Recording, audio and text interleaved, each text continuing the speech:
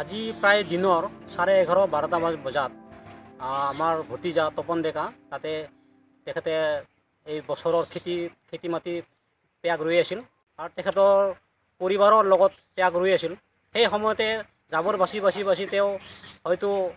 এটা সময়ত জাবৰটো পেলাই দিয়াৰ সময়ত এই তাঁৰডালত যিটো মানে বান্ধি থৈ দিছিল তাঁৰডাল, সেই তাঁৰডালৰ কোনো ইনচুলেটৰ নাই, কিবা নাই,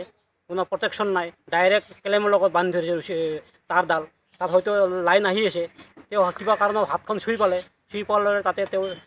স্পট ডেথ